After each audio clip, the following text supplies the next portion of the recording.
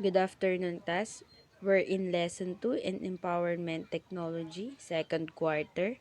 So our topic for today is all about ICT as platform for change.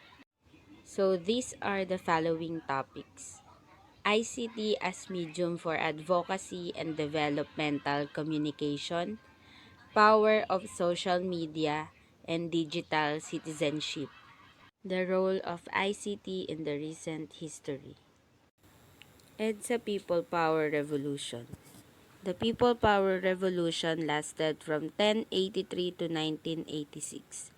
During a radio broadcast of Radio Veritas, Cardinal Sin encouraged the Filipinos to help end the regime of then-President Ferdinand Marcos.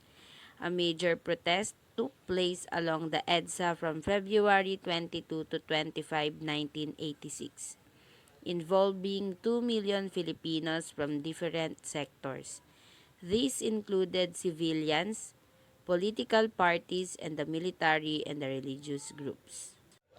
Radio Veritas Asia is the non-commercial Catholic shortwave station broadcasting to Asia.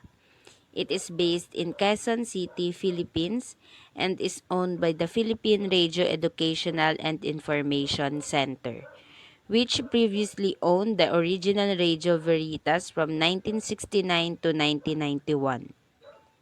Its mission is to promote justice to the oppressed through programs with specific moral, religious, and inspirational content, and to voice peace and harmony among the sects, races, and sexes through socio-cultural programs, and to promote dialogue among different religions.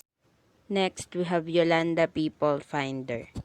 Recent storms in Philippines history gave birth to the People Finder database powered by Google.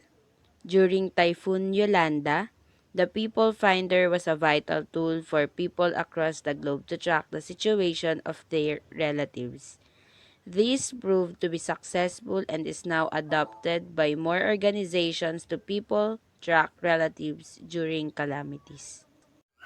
The role of ICT in Yolanda People Finder is through the use of Google, wherein the Google has launched a person finder that allows individuals to post messages and search for the status of family and friends affected by the disaster. If you're worried about someone, click on the button that says I'm looking for someone and type in their name. If you have information about someone in the area or want to let others know you are safe, click on the button you have the information about someone and enter name and the details. Next, we have EDSA DOS. This is also known as the 2001 EDSA Revolution, happened during January 17 to 21, 2001. It was fueled after 11 prosecutors of the President Joseph Estrada walked out of the impeachment trial. As a result, the crowd in EDSA grew over the course of a few days through text brigades. This revolution would not have been successful without the power of text brigade. Next, Million People March. This is a series of protests that mainly took place in Luneta Park from August 22 to 26, 2013. These were also several demonstrations that happened around key cities in the Philippines and some locations overseas. The organizers and promoters of the Million People March used Facebook and Change.org as their mediums. ICT as a medium for advocacy and developmental communication. Throughout recent history, the Philippines have been one of few nations that demonstrate unity for a call to action or social change. These campaigns for social change would have not been successful if it were not for ICT. ICT acts as a tool, medium, and force for advocacy and developmental communication. ICT can be a very good platform to communicate your advocacy message. The most popular tools for communicating your advocacy message include press releases, events, news, conferences, letters to editors, TV or radio interviews, newsletters, briefs, conferences, seminars, and workshops. For our medium for advocacy, we have ICT advocacy tools. Smartphones and other revolutionary gadgets are now selling like hotcakes. Why? Free social media access, only calls, and only text from telecommunication providers are available anytime. With this, ICT can be an effective tool for communicating your advocacy messages. Let's look at these available ICT tools and determine which one will work best to help you meet your advocacy goals and mission. So, what is advocacy? It is the act or the process of supporting a cause or proposal. This is the process of supporting and enabling people to express their views and concerns, access information and services, defend and promote their rights and responsibilities. Advocacy in democracy is about getting what you want out of the government. Advocacy is defined as any action that speaks in favor of, recommends, argues for a cause, supports or defends, or pleads on behalf of others. And what kinds of advocacy projects several tax exempt groups are currently leading. So, what is Change.org? It is a petition website operated by for-profit Change.org. It's dubbed as the world's platform for change, where anyone from online community can create a petition and ask others to sign it. It gives access to more people by allowing the online community to affix their digital signatures on a petition. Its mission is to help people from around the world to create the change they want to see. Sample petitions raised were economical problems, criminal injustice, abuse of human rights, lack of education, environmental concerns, and world hunger. The company is headquartered in San Francisco, California. The website serves to facilitate petitions by the general public. Previously, corporations including Virgin America and organizations such as Amnesty International and the Humane Society paid the site to host and promote their petitions.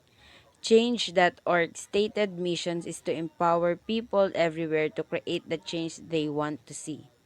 Popular topics of Change.org petitions are economic and criminal justice. The social power of social media.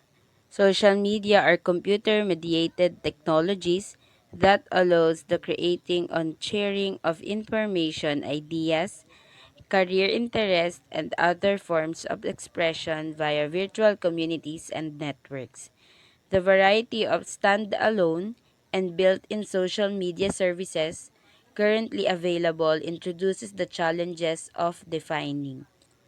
With the millions of apps, websites, and other platforms for people to communicate through media that are all over the internet these days, this is truly the age of social media. The true power of social media is influence. Social provides an avenue for companies to help only engage with customers but also influence them with the right content that helps them make a decision.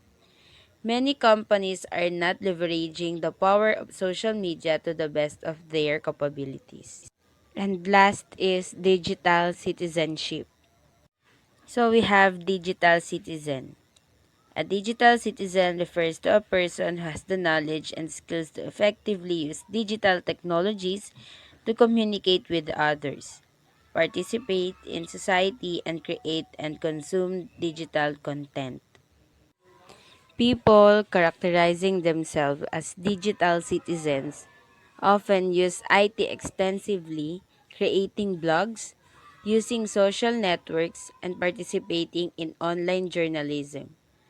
Although digital citizenship begins when any child, teen, and or adult signs up for an email address, posts pictures online, uses e-commerce to buy merchandise online, and or participates in any electronic function. That is, the process of becoming a digital citizen goes beyond simple internet activity. And then last, we have digital citizenship. It is about confident and positive engagement with digital technologies. Digital citizenship is a concept which helps us understand what all technology users should know to use technology appropriately and responsibly. Today, billions of people all over the planet interact using various technologies. This interaction has created a digital society that affords its citizens opportunities for education, employment, entertainment, and social interaction. Thank you for listening.